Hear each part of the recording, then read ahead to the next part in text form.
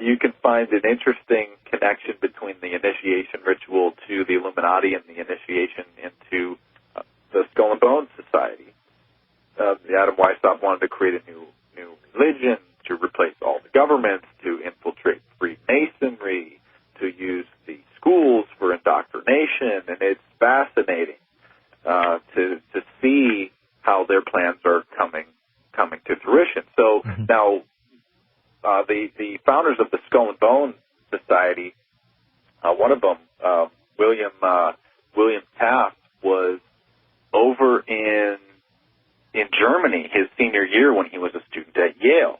And so he came back and then founded the Skull and Bone Society in 1832, interestingly enough, with the permission of a German secret society. So a lot of people, and it becomes apparent when you see their goals, their rituals, that they are an extension of the original German Illuminati. And some people broke in, some former, really a rival secret society back in the 1800s, broke into the Skull and Bones headquarters.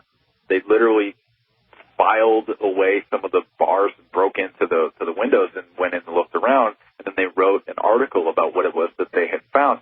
And there on the wall was a postcard, and it said, to the American branch from the German branch. So it's very, very interesting that is a major connection between the original Illuminati. And for people to understand where, the occult rituals come into play, someone back in, I believe it was in the 90s or early 2000s, got on the top of the building next to the quote-unquote tomb. That's what they call the Skull and Bones, place where they go and they have their own little building. If you've seen the skulls, it's similar to that. But that's really a parody of what this is really all about. And they got the nighttime footage. And they are dressed in cloaks. They are alleging to Satan. They are doing mock human sacrifices. They are getting into coffins. And this is all going to be in my upcoming film, Invisible Empire. They played it once on ABC News, and they didn't, they played some of the clips. I would really like the uncensored footage so I could see the entire ritual. You only get about, 30 to 45 seconds of the ritual, but it's very telling what you have to do to get into this secret society.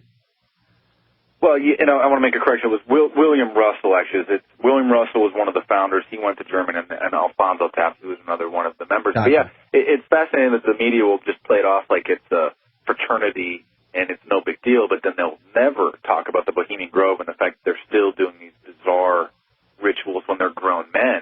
And we've talked about what it is, what their mindset is, what their... Really, listen, man, the last time the Bohemian Grove was tackled by anything in the mainstream media ever, and I'm talking about, big 4 channels, really big 3 channels back in the day, 1982. Yeah. 1982. Why is that? Why has it now been 25 plus years since there has been any kind of an expose on the Bohemian Grove? What's interesting, too, about the Bilderberg Group, since they just met a couple weeks ago, people wonder if you're new to this. I know you have a kind of a younger audience, and more people are getting this every day. If there wasn't a conspiracy, and I don't like to use that word, but if there wasn't a planned agenda to omit any mention of the Bilderberg Group from the media, then how is it that year after year after year, it's never mentioned ever in any, especially American papers? Some of the European papers now and European publications have gotten some of the information out. And I understand if the reporters aren't going to be invited, but isn't it interesting that the media that is supposed to be this watchdog of the elite and of politicians and sort of our eyes and ears, isn't it interesting that year after year they never, ever even mention the fact that the Bilderberg Group is meeting or even speculate what it is that's going on or mention who it is that's there? And then just ask yourself, if you're new to this, that question, if there isn't a planned agenda to omit this, if there isn't this network of gatekeepers placed at key positions in the media, then how is it that they were able to do that? Because at the very least, it's an interesting story. Somebody would cover it. Wow, that's an interesting story. Let's send a reporter there and find out what it is that's going on. It's a very, very telling that the silence is deafening. Mark, in closing, what do you think the most important thing is to come away with from your material? You know, if someone reads the Resistance Manifesto, they check out the Illuminati Facts and Fiction, they even get, you know, the republished Proofs of a Conspiracy. What do they need to take away from this in a couple-minute segment?